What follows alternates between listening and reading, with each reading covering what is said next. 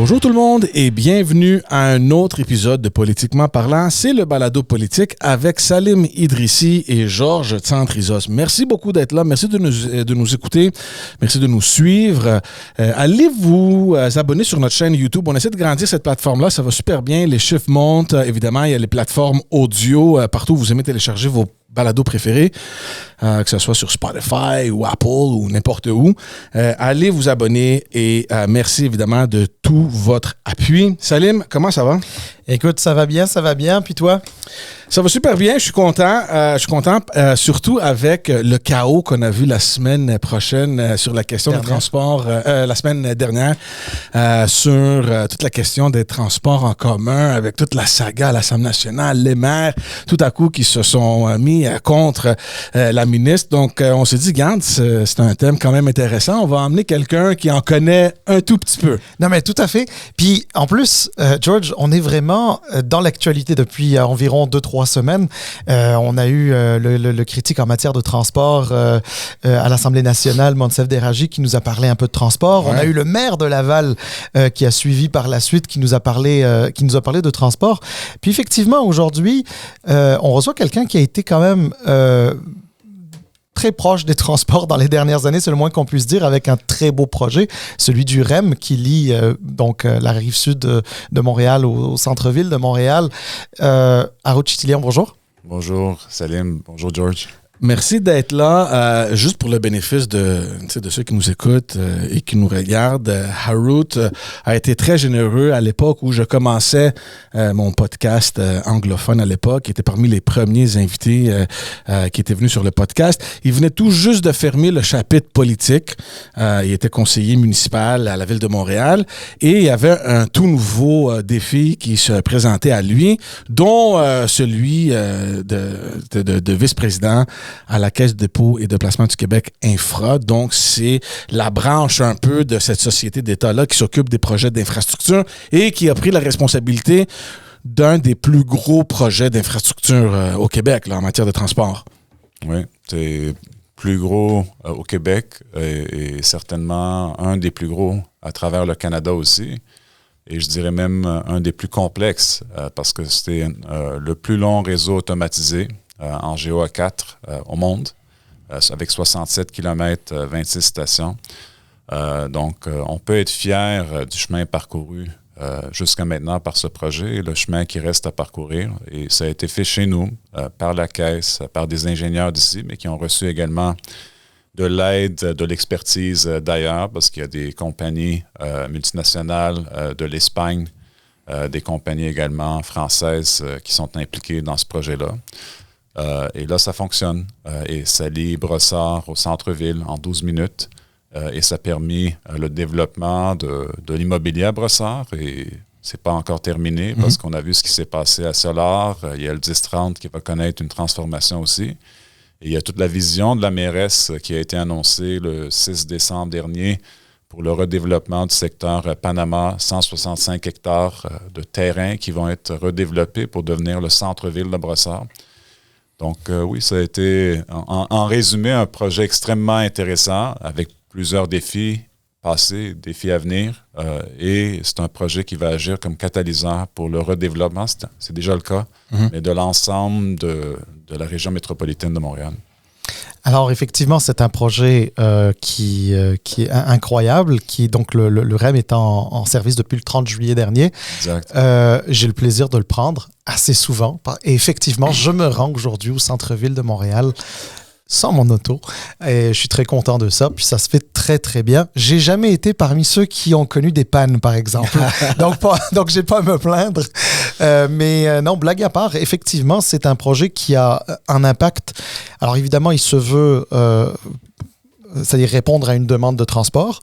On est aussi dans une perspective de développement durable, donc évidemment, puisque c'est un train électrique, 100% électrique. Et puis, évidemment, il y a une dimension économique à ça. Harout, tu en as parlé, c'est-à-dire toute la redynamisation qui peut être faite à la fois au centre-ville de Montréal et à Brossard et sur la rive sud d'une manière générale. Est-ce qu'on peut faire un peu de revenir un petit peu en arrière? Oui. Harout Chitilian, bien sûr, connu à Montréal pour avoir occupé des fonctions importantes. Tu parlais de George un peu plus tôt qu'il avait été conseiller municipal, ce qui est vrai, mais il a aussi été vice-président du comité exécutif exact, en charge du numérique, je crois, là, de transformation numérique. Réforme de l'administration publique. Exactement, Ouais. exactement. Puis Montréal en avait besoin, disons. C'est un euphémisme. Oui, c'est un euphémisme, effectivement. Harout, qu'est-ce qui t'a mené à la politique municipale? Rapidement, un accident de parcours, parce que je suis ingénieur de formation et aussi j'ai un background aussi en affaires, donc j'ai pris des cours et j'ai été entrepreneur aussi. Et vous savez, quand on est des immigrants de deuxième génération, mes parents ont fait le choix de migrer ici au Québec. Dans la famille, on ne parle pas de politique parce que le sujet de prédilection, c'est aller aux études, avoir un bon emploi ou aller aux études, avoir une bonne entreprise et prendre racine ici. Parce que quand on arrive, on est comme tous en mode survie, on veut s'intégrer, on veut apprendre la langue. C'était mon cas aussi. J'avais 10 ans quand je suis venu ici du Liban. Je ne parlais pas anglais, je ne parlais pas de français. Et mettons que ce débat familial-là n'est pas un débat qui va mener à la politique. Mais dans mon cas, j'ai toujours eu une curiosité pour la chose politique. Et au-delà de la curiosité, j'ai senti une dette. Et cette dette-là, dans mes mi-vingtaine, était de plus en plus apparente parce que j'ai eu mon premier emploi dans la municipalité. J'ai bénéficié beaucoup des activités dans la municipalité pour m'épanouir comme jeune, pour m'intégrer comme jeune. Et là, à 28 ans, j'ai eu cet accident de parcours et quelqu'un m'a parlé de la possibilité de me présenter en politique municipale. Et comme dans tout, j'aime prendre des risques. J'ai sauté dans l'inconnu avec aucune connaissance de la chose politique, avec aucune organisation de la chose politique. Et j'ai fait comme ce que j'ai toujours fait, c'est j'adopte, et George va être content, l'approche de Socrate. Et l'approche de Socrate, c'est quoi? Et moi, ça m'a marqué dans ma jeunesse, c'est la sagesse, c'est d'admettre qu'on ne connaît rien. Et là, j'ai dit, il faut que je commence quelque part. Et j'ai commencé à poser des questions, m'entourer et surtout à être présent et parler aux gens. Et ça menait à ma première élection. Juste avant de laisser la parole à George, parce qu'il va y avoir pas mal de questions aussi, mais Harout, George et moi, on est des personnes un peu curieuses. Oui. Là, tu as dit, quelqu'un m'a parlé de la possibilité de me lancer en politique. Oui. Tu es devant deux politicos, là. Oui. On veut savoir c'est qui. mais l'histoire nous amène à Rome parce que j'étais ingénieur sur un projet de télécom et c'est un projet qui allait pas si bien. Et comme dans tous les grands projets, l'enjeu n'était pas un enjeu technique, c'était un enjeu de gouvernance, mais de bonne collaboration avec des gens qui avaient des intérêts divisés. Donc, c'était un projet sur lequel on avait des Canadiens, des Italiens, des Allemands, des Suisses. Bref, je vous épargne les détails. Et dans cette chaos-là, j'ai réussi, malgré mon jeune âge et mon inexpérience aussi, parce que je venais de commencer comme ingénieur et à rallier des gens et les rallier dans une façon où on enlevait les barrières qui divisaient tout le monde. Et le projet a pris une certaine tournure positive. Donc, je ne prends pas l'ensemble du crédit de cette tournure positive-là. Et dans un genre de debrief suite à ce projet-là, un collègue catalan m'a dit « Harout, il faut que tu nous laisses. » J'ai dit, dans quel sens? Il m'a dit, ta place n'est pas avec nous, avec les geeks en génie. Il faut que tu te lances en politique et tu utilises ce charisme-là, cette capacité à rallier les gens, ou il dit, anime une émission à la télé ou à la radio parce que tu as le don de faire parler les gens, à les écouter et en les écoutant, à trouver des façons pour... Donc, ça a été un peu comme ça, cette conversation-là. Donc, ce n'était pas une conversation traditionnelle où quelqu'un vient te recruter. J'étais relativement inconnu ici, dans la communauté montréalaise.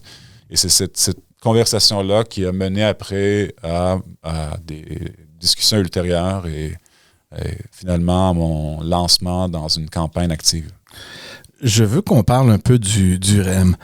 C'est sûr que c'est un grand projet d'envergure au Québec. Un projet qui, comme tu as dit, il a connu ses hauts et ses bas. C'est sûr que, tu sais, c'est un peu normal, tu sais, au Québec, quand on lance des grands projets, je sais pas pour toi, ça l'est, mais les gens qui s'entendent à ce que ce projet-là termine en dedans de 1, 2, 3 ans, tu sais, vous vivez où, là? Tu sais, on est au Québec, ça va prendre plus de temps, acceptez ça, soyez patient, à la fin, on va regarder le projet en son entièreté et on va le juger. Si c'est un bon projet, correct, sinon, ben, c'est un mauvais projet. Mais en général, quand ça concerne les transports public. Et je veux trouver une façon de l'amener à ce qui s'est produit la semaine dernière à l'Assemblée nationale. C'est normal qu'il y ait des gens qui sont passionnés par ça, surtout les maires. On a discuté avec Salim, avec plusieurs de nos invités, cette vague de nouveaux jeunes politiciens au niveau municipal qui ont une certaine idéologie, puis ils ont des projets qu'ils veulent mettre de l'avant, puis c'est magnifique. Je ne sais pas, par contre, si cette ambition-là est parallèle, peut-être, aux politiques de ce gouvernement-là. La ministre Guilbeault est sortie pour dire, écoutez, on a sélectionné, on a choisi de faire un déficit parce qu'on a un besoin dans d'autres secteurs. C'est un choix qu'on a fait puis qu'on vit avec. Puis on ne peut pas, comme gouvernement, à chaque fois qu'il y a un problème, permettre aux municipalités de venir cogner à notre porte pour nous dire hey, « aidez-nous, aidez-nous ». C'est pas notre job. Les transports publics, c'est la responsabilité des municipalités. Donc, faites avec ça, puis arrangez-vous, puis trouvez une façon. Moi, puis je sais qu'il y a des gens qui vont nous critiquer, je suis d'accord un peu avec ce qu'elle a dit. C'est la responsabilité des municipalités. Arrangez-vous financièrement pour trouver une solution à vos problèmes. Ça ne veut pas nécessairement dire que le gouvernement n'est pas là. Tu sais, nous, on se lave les mains, puis that's it. Sauf qu'à chaque fois qu'il y a un problème, on cogne à la porte, on veut de l'argent. Mais oui, mais tu sais, il y a une limite à l'argent que tu peux avoir. Elle a été beaucoup critiquée. Je veux parler à toi comme ancien conseiller municipal quand tu cognes à la porte au gouvernement puis on te dit better luck next time, il n'y a rien pour l'instant. Est-ce que tu comprends un peu la réaction des maires ou est-ce que tu te dis ben on a une responsabilité, peut-être que la ministre Guilbeault a raison? Mais il y a plusieurs facettes à ce débat-là. Prenons la première partie. Avant tout, c'est un débat purement politique. Parce que si on voulait parler de transport et de chiffres, le débat aujourd'hui serait ailleurs. Pourquoi ce serait ailleurs? Et je m'explique. La gestion, il y a deux volets au transport présentement au Québec qui ont besoin d'être revisités par l'État et les municipalités, l'ensemble des acteurs qui sont impliqués. Donc, le développement de projets structurants, donc les projets en mobilisation, et la gestion des transports, donc la gestion de l'actif existant. Donc là, prenons le débat sur la gestion des transports tout court. C'est un débat éminemment politique parce que c'est un débat qui se concentre sur qui assumera le fardeau fiscal du déficit de l'ensemble de ce système-là. Donc, système qui était déjà en déficit. Donc, le transport, les revenus tarifaires ne couvriront jamais les frais d'exploitation du transport collectif. Le transport collectif est financé par les municipalités et par le gouvernement de Québec. En partant, je pense qu'il faut comprendre ça. Deuxièmement, la part des municipalités dans les dernières années a continué à croître, mais les municipalités sont uniquement financées par des assiettes fiscales qui viennent de la taxe foncière. Donc, prenons le cas de la Ville de Montréal. Chaque à peu près 1% d'augmentation de taxes à la Ville, c'est grosso modo 35 à 36 millions de dollars. Donc, si les coûts système, et par coût système, ça veut dire croissance des coûts parce qu'on a accordé des augmentations dans les conventions collectives, croissance des coûts parce qu'on doit faire des immobilisations pour réparer les tunnels dans le métro. S'il y a des augmentations des coûts, donc baisse des revenus tarifaires à cause de la pandémie, hausse des coûts à cause de la main-d'œuvre, rattrapage, rénovation, il faut que ces coûts-là soient assumés par quelqu'un. Donc, tarif couvre une partie et après, il reste le gouvernement du Québec et les municipalités. Pour les municipalités, l'augmentation de ces coûts-là se traduit par des hausses importantes de taxes parce que les municipalités n'ont pas beaucoup de leviers. Là, il y a le levier de taxes d'immatriculation et ça fait partie du débat actuel. Donc, ils ont tendance à transférer cette fardeau fiscal au gouvernement du Québec pour dire, regarde, vous collectez sur notre territoire les taxes de vente. vous collectez l'impôt sur le revenu, qui en grande partie est créé par les métropoles. Donc, il faut se le dire, la métropole du Québec génère à peu près 60% de l'assiette fiscale en termes d'impôts. Donc, comme vous générez une bonne partie de vos revenus sur notre territoire, assumez ce fardeau-là. Mais pour moi, l'enjeu est très amené de façon très simple présentement et prend une tournure politique vraiment malsaine. Et je m'explique. Moi, quand je vois des lettres adressées à la ministre se retrouver dans le journal avant que la ministre en prenne connaissance, ça me désole. Et ça me dit qu'il y a une game politique qui se joue. Quand je vois des rapports qui sont partagés au conseil d'administration de la RTM, qui se trouvent le lendemain entre les mains et font du beau travail de journalistes, de Henri-Ouellette Vézina, Philippe Tessera-Lissard, je vois que il n'y a pas une vraie discussion, mais il y a vraiment, permettez-moi l'anglicisme, un power play politique où les maires essayent de transférer ce fardeau-là. Et surtout, n'oubliez pas, ce débat-là se fait en 2024. Il y a une élection municipale l'année prochaine. Les maires, pour l'ensemble du territoire de la ville de Montréal, ont déjà amené dans les dernières années des hausses de 5,5, dans certains cas 6 % d'augmentation de taxes.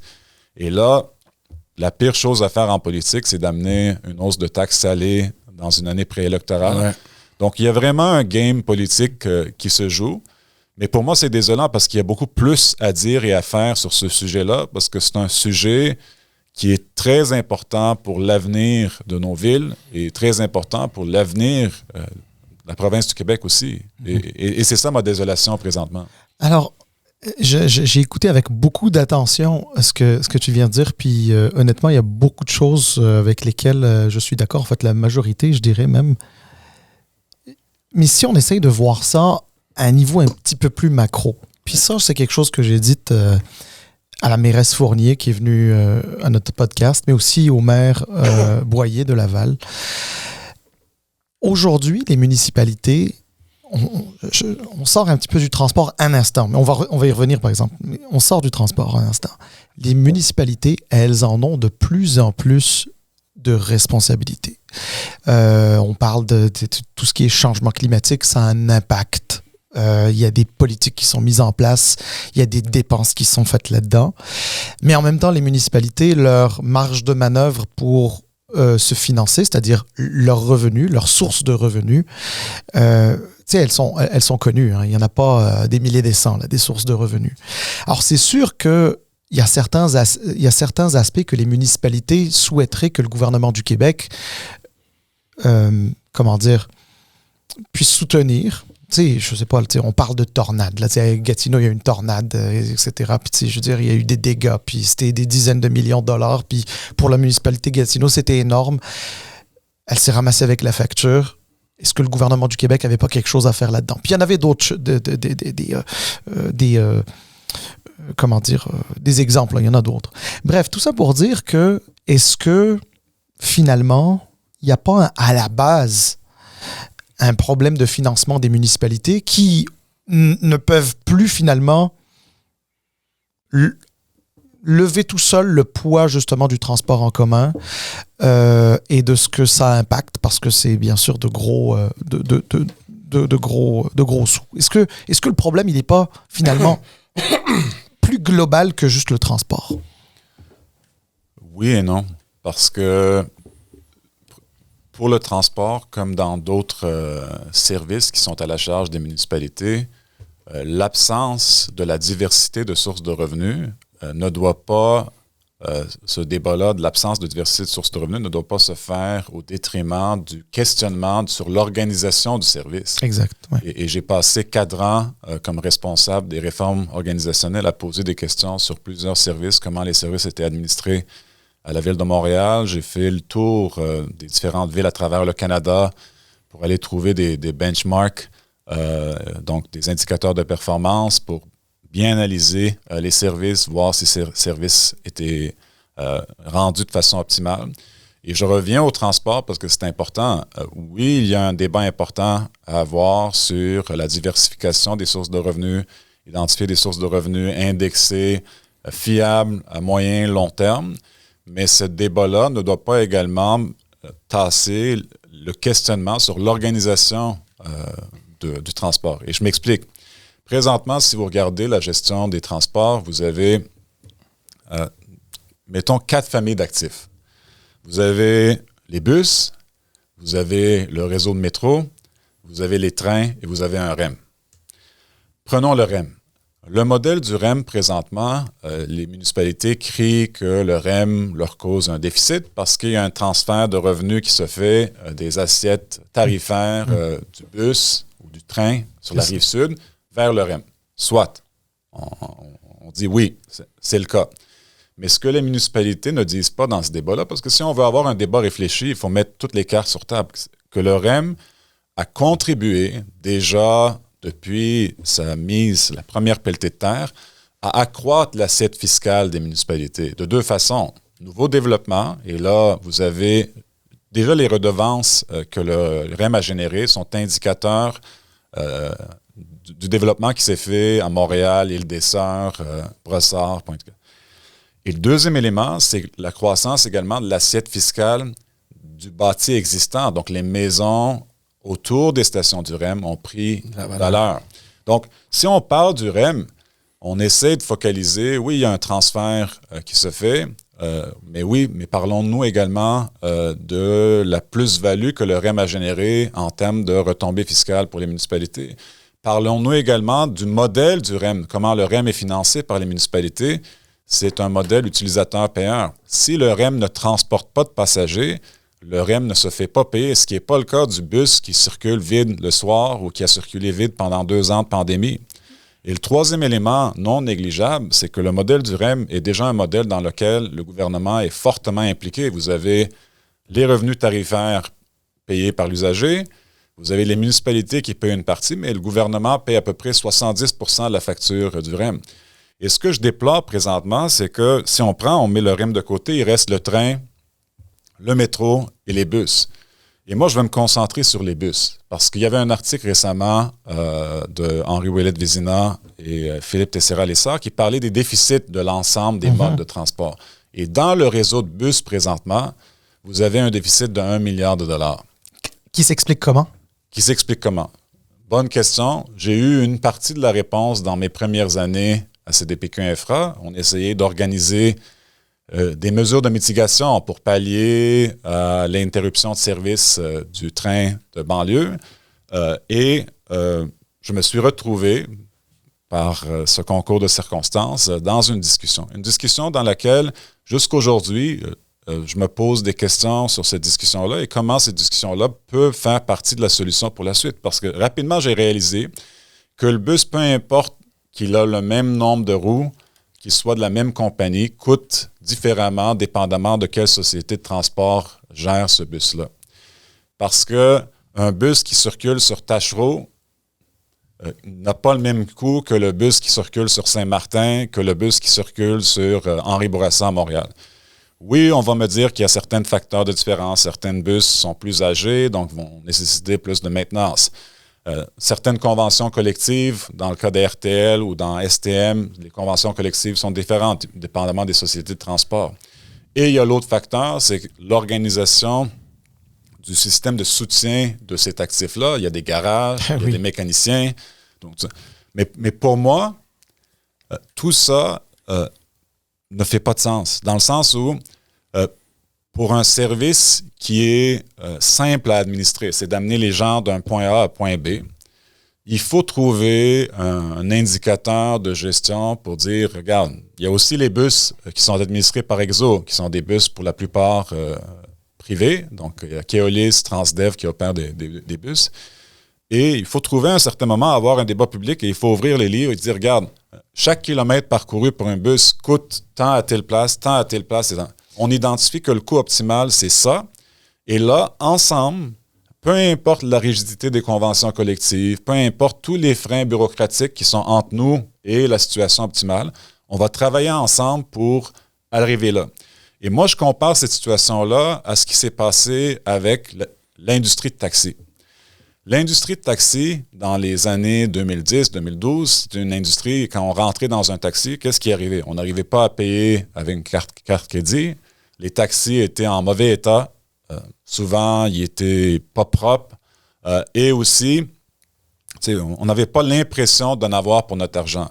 Et est arrivée une compagnie, Oni, initialement, tout le monde avait peur de cette compagnie-là qui s'appelle Uber. Et Uber a forcé l'industrie à se transformer. La transformation a été très douloureuse. Il y a des familles qui ont été stressées par ça. L'État est intervenu à racheter des licences à un prix standardisé. Et là, les taxis sont là, Uber est là, et tout le monde se porte mieux parce que les taxis ont élevé leur jeu, les taxis propres. Moi, je préfère un taxi même quand j'ai réservé quelque chose. Pourquoi je dis ça? C'est que c'est le même genre de débat-là qu'il faut avoir autour de la gestion de nos flottes d'autobus parce que présentement, la gestion est diversifiée et crée un déficit important. Oui, alors c'est super intéressant de t'écouter, Harout, là-dessus, parce que en plus, ça fait le lien avec des discussions précédentes qu'on a eues sur ce podcast-là. Justement, on parle d'autobus. Puis c'est vrai que de plus en plus, on entend ça, qu'au niveau des autobus, ça coûte très cher. Puis là, je le dis de manière très générale, ça coûte très cher. Nous avons eu quelqu'un de l'Assemblée nationale, Monsef Deraji, pour ne pas le nommer, qui faisait état de deux éléments qui coûtaient extrêmement cher. D'abord, l'acquisition d'autobus par les sociétés de transport. Et particulièrement dans un contexte d'électrification des transports. Je ne sais pas si c'est ça les prix, mais je suppose qu'il était renseigné, mais il parlait de apparemment 1,8 million de dollars pour l'achat d'un autobus électrique, qui d'ailleurs ne te garantit généralement même pas plus que 300, 350 km, 400 km dans le meilleur des cas, qui donc n'a pas le temps de finir une tournée complète de la journée, qui doit déjà retourner dans un garage. Donc, ça veut dire qu'il faut avoir des garages, puis des garages équipés. Il va falloir ramener toute cette électricité jusque-là. Puis, c'est pas des prises électriques de la maison, ça. Là. C'est quand même assez... Au voltage, oui. Ouais, c'est ça. Très, très, très haut voltage. Puis, il faut ramener tout ça. Là. C'est de l'infrastructure. Bref, que ça coûte extrêmement cher. Est-ce que c'est quelque chose... Alors, est-ce que c'est les sociétés de transport? Est-ce que c'est les municipalités? Est-ce que c'est le gouvernement? Est-ce que c'est l'ATUC? Parce qu'il y a aussi un contrat de l'Association des transports urbains du Québec pour l'approvisionnement en autobus. Comment on règle... Je veux dire, à un moment donné, on veut des autobus électriques, mais il va falloir gérer et prendre en considération que ça coûte et qu'il y a des garages, etc. Là, je veux un peu t'entendre là-dessus. OK. Je pars encore une fois. Il y a souvent des gens à travers ma vie qui sont venus, des fois juste avec une phrase, me donner des principes. Ce qui ne se mesure pas ne s'améliore pas. Donc, et ça, c'est Bloomberg qui avait dit, on avait eu le privilège de le rencontrer très tôt dans mon mandat en 2013-2014. Moi, je veux les chiffres. Comme citoyen, je veux voir les chiffres. Je veux qu'on m'explique c'est quoi le coût par kilomètre parcouru par un autobus à Montréal, géré par la Société de transport de Montréal, dans RTL, Réseau de transport Longueuil, STL, EXO et même RTC, on peut aller à Québec aussi. En partant de ces chiffres-là, je veux aussi qu'on m'explique, je ne veux pas, moi, juger, je veux comprendre pourquoi les coûts sont différents. Ça va être une partie les conventions collectives, ça va être une partie peut-être l'âge de la flotte. L'autre partie, ça va être les garages à telle place sont plus difficiles à construire. Regardez juste le garage que la Ville de Montréal construit à Bellechasse, Saint-Denis, qui coûte une fortune parce que c'est un garage souterrain de 6 étages qui est rendu à presque 1 milliard. C'est pour entreposer des bus. Mais je veux qu'on m'explique ça. Et après, je veux qu'on m'indique collectivement les étapes à suivre pour optimiser la gestion de ce service-là. Dans l'optimisation, peut-être une partie, et il faut profiter du virage qui se fait par l'électrification, une partie, c'est de mutualiser la gestion de cette flotte-là, dans le sens où le territoire de la région métropolitaine, il n'y a pas d'agent frontalier entre Laval et Montréal, entre Montréal et Longueuil. C'est un territoire qui fait un. Peut-être faudra avoir une vision commune de la gestion de la flotte d'autobus sur ce territoire-là, particulièrement dans un contexte d'électrification. S'il y a un bus à Montréal qui est rendu dans le secteur de le pont-tunnel Louis-Hippolyte-Lafontaine, qui doit se brancher sur un ancrage pour se faire électrifier, je veux pas que ce bus-là revienne à Bellechasse et Saint-Denis s'il y a de l'électricité de l'autre côté du pont-tunnel dans le secteur de Longueuil. Donc, cette vision commune-là, on a un moment propice maintenant pour le faire. Et l'autre partie, et je vais dire quelque chose ici peut-être qui va être très controversé, c'est d'ouvrir la gestion de cette flotte-là au privé. Et de l'ouvrir, tu sais, j'ai vécu, moi, en 2013-2014, avec l'administration municipale, en partenariat avec le gouvernement du Québec, les renégociations des régimes de retraite. Oui. Pendant des années, on disait que c'était impossible de venir revoir les modalités de régime de retraite. La Ville de Montréal et les autres municipalités étaient pris avec un carcan fiscal qui était impossible à gérer. Imaginez, après le crash de 2008-2009, la Ville de Montréal avait un passif comptable, donc un passif actuariel, de plusieurs centaines de millions de dollars et à chaque année était pris à provisionner de l'argent dans ce passif-là. Et on disait que c'était impossible de le revoir, mais ça a été fait parce que le gouvernement du Québec et les municipalités se sont mis ensemble. Ils ont défini un plan de match. Ça a été très, très, très douloureux parce que ça a pris des concessions de part et d'autre. Les syndiqués ont été très heurtés par ce processus-là. Mais c'est ce genre d'ingéniosité que moi je veux voir. Je veux voir les gens se réunir, mettre les données sur table. Et ça va prendre certainement des concessions de la part également des syndiqués qui chauffent des autobus présentement. Et c'est ça, moi, mon souhait comme citoyen, et c'est un cri de cœur que je fais comme citoyen et sur le plan personnel, avec aucun autre agenda. Est-ce que c'est une patate chaude là, que personne veut avoir? Tu sais, le gouvernement qui l'a sur municipalité, les municipalités qui disent on peut rien faire, c'est les syndicats. Là, tu mentionnes le privé, ça semble très compliqué. Mais dans tout dossier complexe, ça prend du leadership.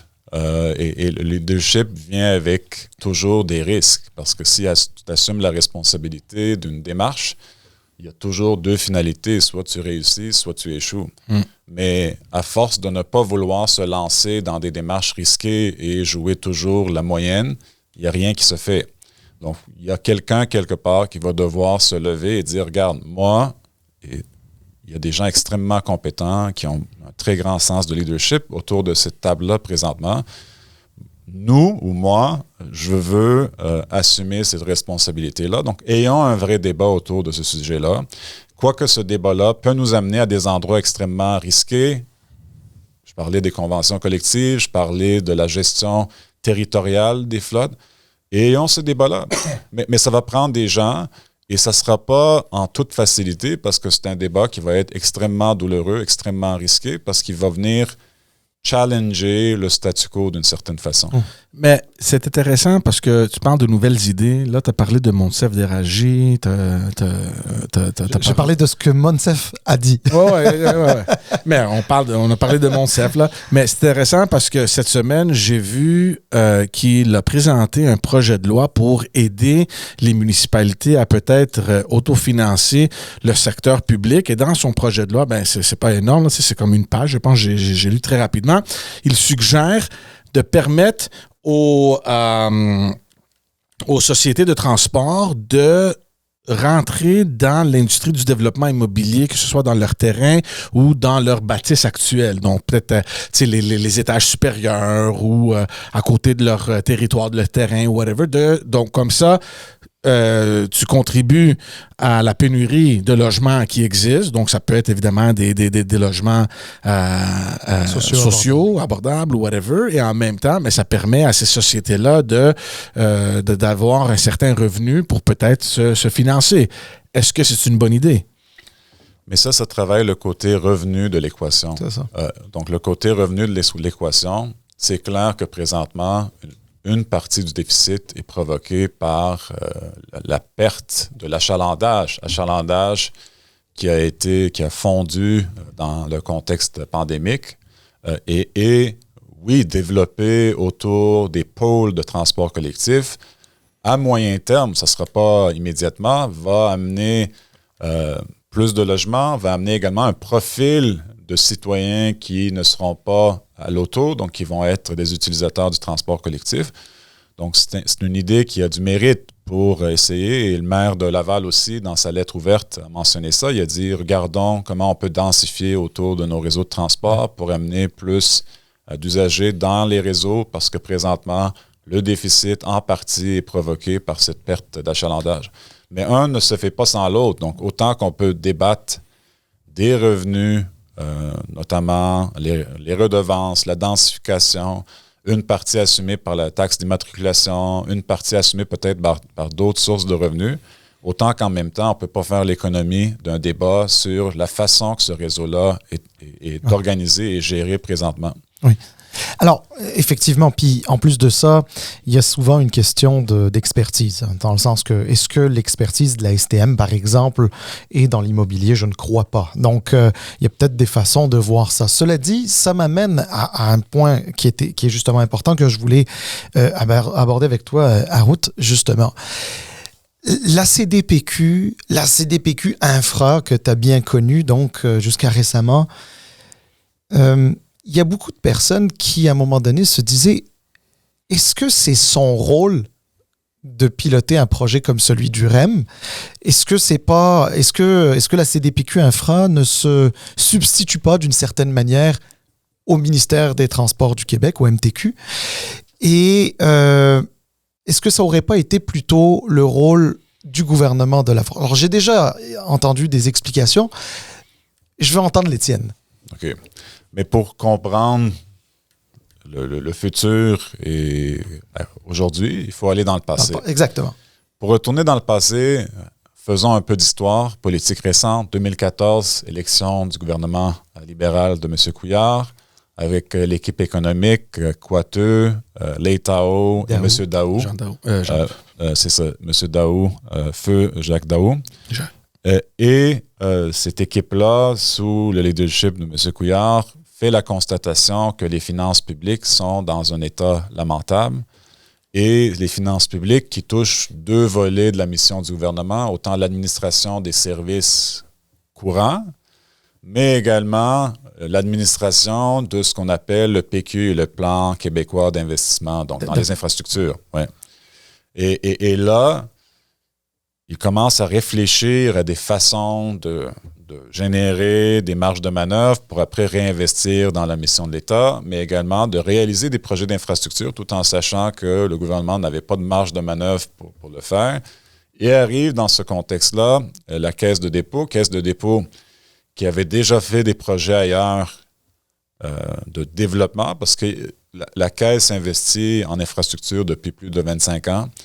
Mais l'investissement dans une infrastructure existante est beaucoup moins risqué que le développement d'infrastructures. Parce que l'infrastructure qui est fonctionnelle, tu peux aller faire ce qu'on appelle dans le jargon due diligence, donc du fonctionnement, tu peux aller voir les logs pour voir l'état des actifs, ce qui reste remplacé, et tu fais un modèle financier pour voir sur ce modèle dans le temps, quelles seront les dépenses, quels sont les revenus, et tu prices, permettez-moi l'anglicisme, l'investissement. Mais développer un projet, c'est de faire face à différents risques, que ce soit les risques politiques, les risques d'opinion publique, faire face à des risques du marché, parce que le marché peut apprécier ton projet et lui donner un prix X. Mais malgré ça, la Caisse avait fait le projet de Vancouver, et a proposé au gouvernement de jouer un rôle dans le développement d'infrastructures au Québec. Et c'est de là est partie cette convergence d'intérêts, et il y a eu une entente entre le gouvernement du Québec et la Caisse de dépôt, entente dans laquelle le gouvernement pouvait soumettre des projets à la Caisse, et la Caisse allait analyser ces projets-là. Et c'est là où le gouvernement a dit, regarde, il y a deux projets qui sont d'intérêt pour nous dans la région métropolitaine, mais qui n'avancent pas depuis très longtemps. Système de transport structurant sur le pont Champlain et le projet pour desservir l'ouest de Montréal, le fameux train de l'Ouest. Le train de l'Ouest. Exact. Et là, ils ont donné ce mandat-là à la Caisse, et la Caisse a monté une équipe, créé une filiale pour analyser ce mandat. Donc, ça a pris 1 an maximum pour qu'ils arrivent avec une proposition de projet quelque part au mois d'avril 2016. Et leur proposition était claire. C'était une proposition où ils amenaient une bonne partie du financement. N'oublions pas que dans le cas actuel, je pense que c'est même rendu presque 80% la contribution de la Caisse dans le financement des immobilisations du REM. Ils amenaient aussi l'expertise, donc l'expertise autant interne à CDPQ Infra, mais l'expertise également des constructeurs, des fournisseurs de matériel roulant, parce qu'au Québec, ça c'est un projet de transport, cette envergure-là ne s'est pas fait si on exclut le prolongement du métro à Laval. Mais le tout venait également avec certaines concessions que CDPQ Infra demandait au gouvernement. Les expropriations pour aller chercher les terrains nécessaires. Donc, le processus proposé par la Caisse était un processus optimisé vis-à-vis de ce que les autres sociétés de transport détenaient. 2, c'était également d'avoir des corridors non concurrentiels. Donc, une fois que le REM est en place, il faut que les autres réseaux de transport se rabattent dans le REM. 3, c'était également de s'assurer d'avoir un coût par passager kilomètre et une forme de concession sur 100 ans pour essayer de repayer l'investissement initial et de générer un rendement pour les participants de la Caisse, qui sont l'ensemble des Québécois qui cotisent dans des régimes de retraite publics. Donc, il faut comprendre que ce n'est pas la Caisse qui a créé le besoin, c'est le gouvernement. Oui. Et là, avec le temps, la Caisse a développé une expertise intéressante et cette expertise-là est très, très, très prisée ailleurs aussi. Et les gouvernements qui ont suivi le gouvernement Couillard, donc notamment le gouvernement Legault, ont proposé à CDPQ Infra des projets, certaines qui étaient d'intérêt, d'autres qui n'étaient pas d'intérêt. Alors, quand tu dis ailleurs à l'extérieur du Québec ou...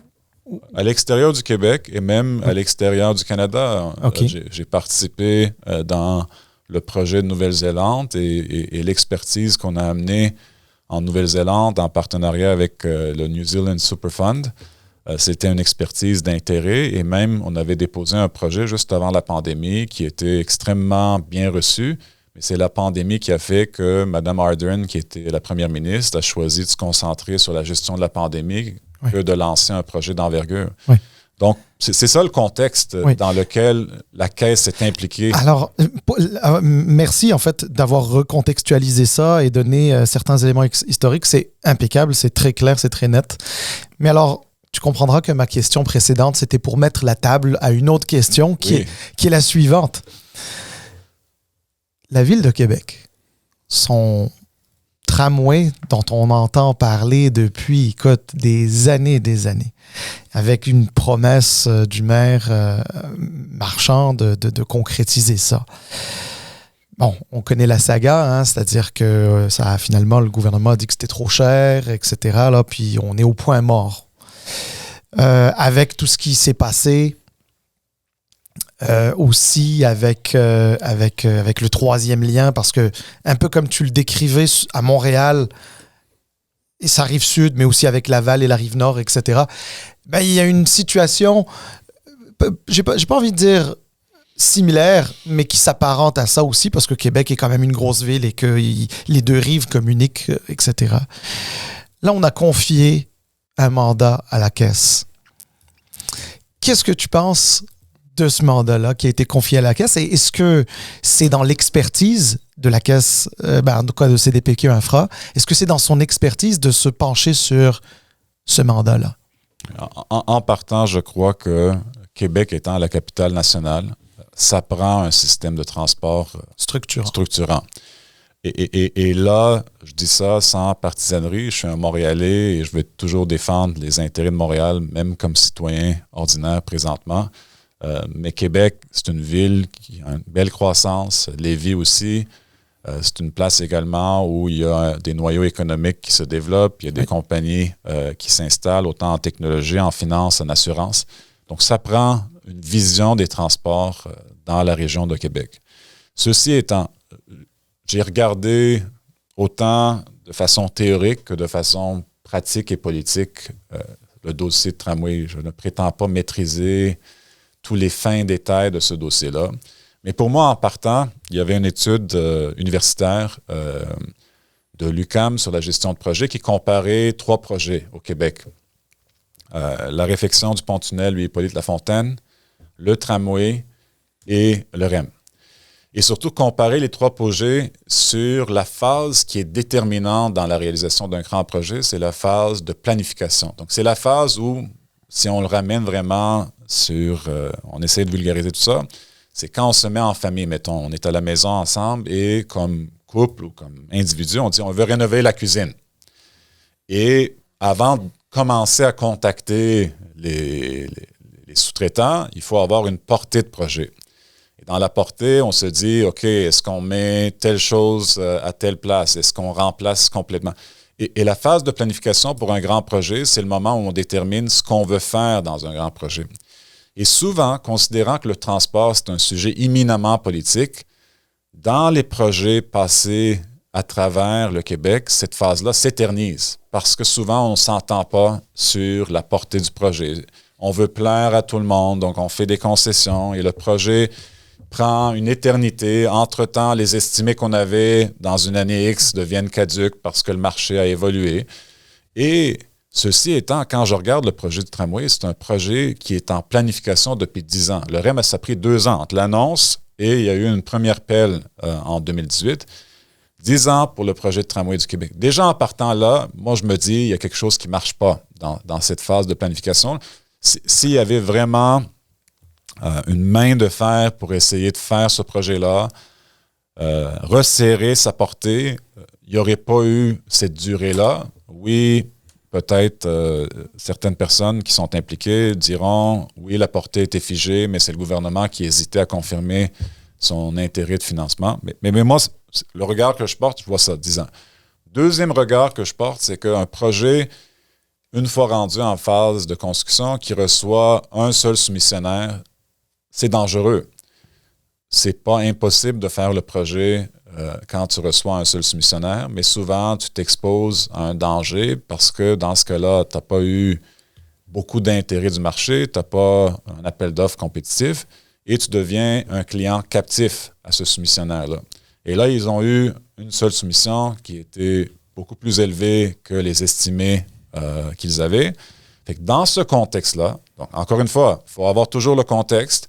Le gouvernement, n'ayant pas au sein de son ministère des Transports les experts ou la masse critique d'experts, il y a certains experts, mais ça prend une masse critique d'experts, s'est tourné vers la filiale La Caisse pour dire « analysez la situation pour nous ». Et surtout, analyser la situation avec un regard vraiment neutre. Souvent aussi, ce qui arrive dans le développement de projets de transport, on le voit beaucoup dans l'industrie de informatique, on appelle ça dans l'industrie informatique vendor lock-in. Ça veut dire que les gens sont souvent des apôtres de Microsoft ou de Google ou de Oracle. Et là, en transport, on a des gens qui ont technology lock-in. Ça veut dire qu'ils sont des apôtres, ça prend des tramways partout. Ou il y a des gens qui sont contre les tramways, contre le REM, mais ils veulent des SRB partout, des voies réservées partout. Mais ils disent jamais que le choix de la technologie ne doit pas déterminer la nature du projet. C'est le besoin qui doit dicter le choix de la technologie. Et dans le cas de Québec, moi, je ne sais pas présentement si les flux de déplacement entre les deux rives, les flux de déplacement à l'intérieur de la ville nécessitent un tramway, un SRB, un métro, ou peu importe. Fait que c'est ça qu'on demande à la Caisse, c'est d'analyser le portrait et d'arriver peut-être à confirmer ce que les experts pendant 10 ans ont établi, que ça prend un tramway et autre chose pour connecter les deux rives, ou d'infirmer ça et de dire, regarde, non, on peut solutionner l'enjeu de mobilité dans la capitale nationale par ABCDE. Donc moi, je ne vois pas cette décision-là d'un mauvais œil, je vois dans le contexte comme un geste d'un gouvernement qui, face à l'absence de solution à l'interne, se tourne vers une filiale de la Caisse. C'est vraiment super intéressant et c'est très éclairant. Je te remercie d'ailleurs de ça. Là, si on essaye de... Là, on a été vraiment beaucoup dans le contenu, etc. Là, on va aller un peu plus dans le contenant. Là. J'ai envie de te dire, j'avais un a priori déjà très positif à ton sujet. Puis j'ai l'impression qu'avec la discussion qu'on a dans le podcast, l'a priori est en train de se renforcer. Merci. Et je me dis, est-ce que on te consulte? Est-ce qu'il y a t'es peut-être pas obligé de répondre parce que parfois il y a des questions de confidentialité, mais je veux dire, est-ce que tu es consulté à l'occasion par les pouvoirs publics, qu'importe là, tout palier de gouvernement confondu? Parce que je trouve que c'est un sujet qui est très complexe. Tu arrives d'ailleurs à l'expliquer assez facilement, même si c'est un sujet complexe.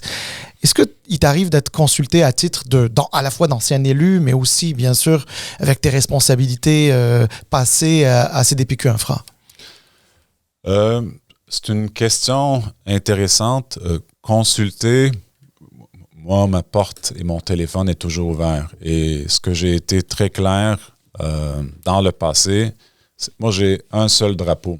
Je suis ni affilié politiquement au niveau municipal présentement, ni affilié politiquement au niveau provincial, ni fédéral. Mon seul drapeau, c'est le progrès.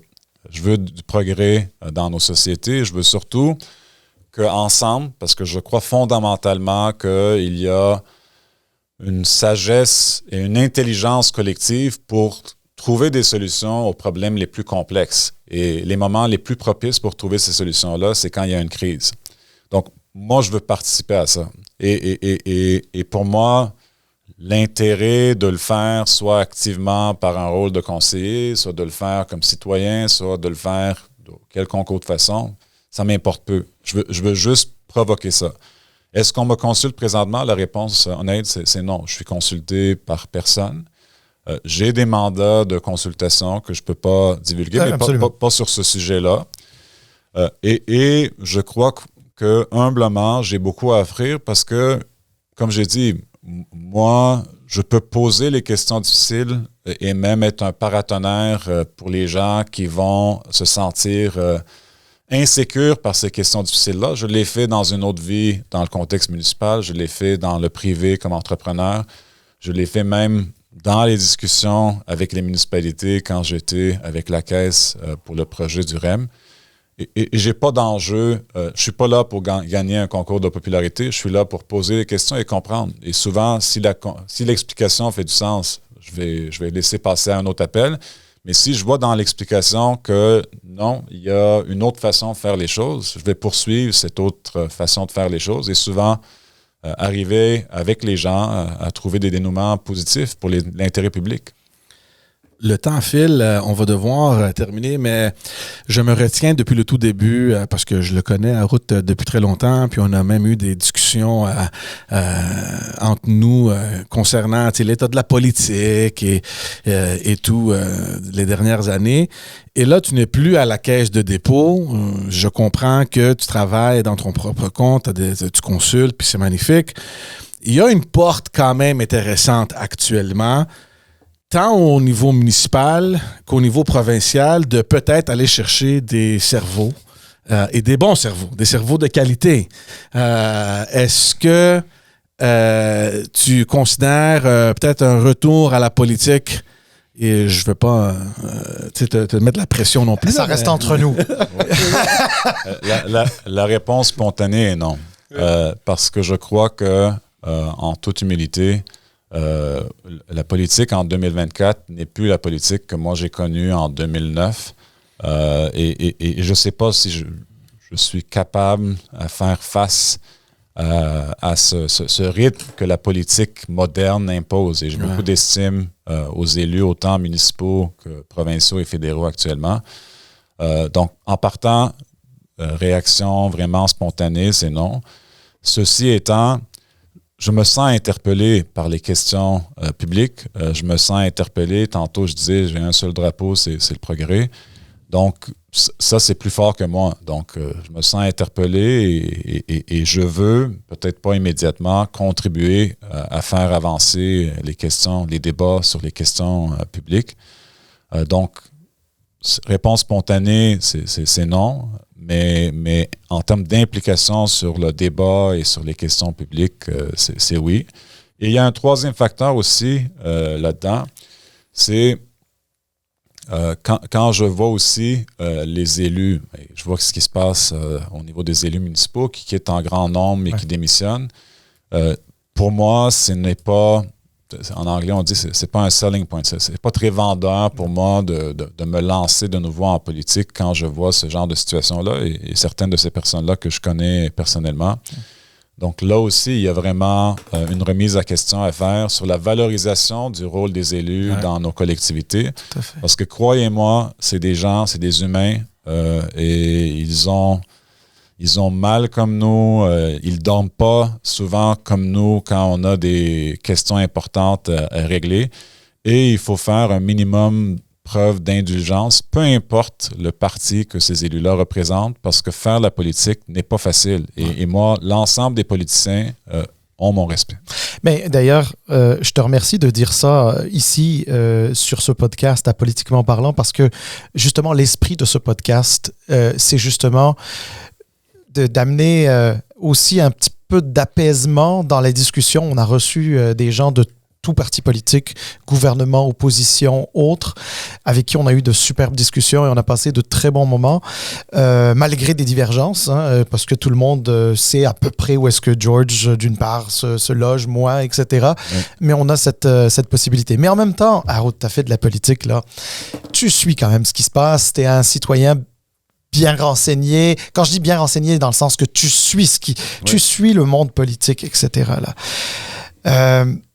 On a dit que tu as été vice-président du comité exécutif à la Ville de Montréal. C'était sous l'administration Coderre. Oui. Denis Coderre, on a entendu parler de lui récemment. Oui. Donc, je pense que lui, il veut faire le coup du chapeau, le hat-trick. Après le fédéral, le municipal, il orne sur le provincial. Il n'y a pas de chance que tu ailles avec lui? Mais je veux parler de Denis Coderre. Et là, avant de répondre à cette question-là, Denis Coderre, on oublie, et il faut faire un rappel historique, a pris l'administration de la ville en 2013. J'étais avec lui et il y a plusieurs choses que je peux dire, d'autres que je ne peux pas dire. Une ville dans une situation catastrophique. Il y avait une remise en question, une confiance brisée envers la ville et l'administration de la ville, la gestion des contrats. Il y avait des soupçons de corruption, il y avait des soupçons. Et en campagne, il a dit... Je vais créer une fonction d'inspecteur général. On riait de ça, on disait faire un omnibus si rapidement, c'est impossible parce qu'à Québec, ça prend du temps. Ils vont faire une commission parlementaire, une étude du projet de loi. Mais ça a été fait, l'inspecteur général, le poste a été créé. La personne du procureur de la commission Charbonneau, Maître Galland, a été recrutée. Et ce poste d'inspecteur général, maintenant, est omniprésent dans les grandes municipalités du Québec. Denis Coderre a hérité de la ville et la ville avait des régimes de retraite. On parlait du déficit actuariel. On disait que c'était impossible d'ouvrir les conventions collectives et ça ne marcherait jamais parce qu'il y aura une forte opposition des policiers, des employés de la fonction publique, les pompiers. Et il a fait face à l'adversité avec M. Moreau et M. Labombe et ça a été réouvert et ça a été réglé. Denis Coderre a pris en charge la ville aussi avec des finances publiques en état lamentable et je crois humblement qu'on a laissé la maison en ordre à l'administration Plante qui a bénéficié des finances publiques en propre et même des immobilisations qui étaient payées. Donc pour moi, ce qui est important, et quand on vient souvent caricaturer le legs politique de Denis Coderre au niveau municipal, pour moi, ça me heurte parce qu'il y a ça. Et il y a aussi le côté humain de Denis Coderre parce que Denis, c'est quelqu'un d'extrêmement présent et il y a la personnalité de Denis public et privé. Et le privé est très différent. Donc, moi, ce que je veux pour Denis, c'est simplement qu'il va bien, que sa santé va bien, qu'il a perdu son père l'année passée, que sa famille va bien. Et pour le reste, pour ses projets politiques, Denis peut lancer ses projets comme il veut, Mais moi, personnellement, présentement, je n'ai aucun intérêt d'embarquer, comme je dis, parce que c'était ma réponse vis-à-vis également l'engagement politique dans ce projet-là avec Denis. Ceci étant, l'individu et le gestionnaire, je prends exception quand on vient critiquer. Oui, il y a eu des décisions par moments controversées, notamment on parle du Formule E, on parle des célébrations du 375e, et soit, oui. Mais parlons également de l'ensemble du portrait. Mais bravo de souligner ces bons coups, parce que assurément, il a dû en avoir dans sa carrière, et t'en as parlé de quelques-uns au niveau municipal, et tu as été un observateur ou un témoin privilégié de la chose, effectivement. Mais en tout cas, on aura compris que tu le suivras pas nécessairement dans de nouvelles aventures. C'est ça que je retiens. All right, tout le monde. Il est très bon. Look, c'est le poker face. Mais il est bon. Mais écoute, écoute, regarde, avant qu'on raccroche, là. Moi, je le vois ministre des Transports, mais là, ça me frustre. Il dit qu'il veut pas aller en politique. Salim, je peux pas te dire ce qu'on a discuté avec Harout au privé sur le téléphone. Puis voilà. Ça ira un autre jour, là, à l'extérieur des ondes. Mais moi, je sais, je comprends ce que tu vois, la qualité de l'homme et de sa capacité à contribuer plus dans la politique active. Look, peut-être que c'est trop tôt, je sais pas. Peut-être un peu trop tôt. Harout, merci beaucoup. Merci à vous et surtout, vous avez une très belle plateforme pour avoir ce genre de discussion-là et je souhaite longue vie à cette émission et beaucoup de succès à vous aussi. On l'apprécie beaucoup, puis merci encore de nous avoir offert ton temps. Merci beaucoup à vous qui écoutez, qui nous suivez, qui nous regardez sur YouTube. Allez vous abonner sur la chaîne YouTube, aidez-nous à grandir la plateforme. Allez-y sur Spotify, Apple Podcast, abonnez-vous, mettez les petites étoiles. Là, les clochettes. Les clochettes sur YouTube, puis on est littéralement partout. Allez nous trouver, suivez-nous. Merci beaucoup et on se voit la semaine prochaine avec un tout nouvel épisode. Ciao tout le monde! Bye!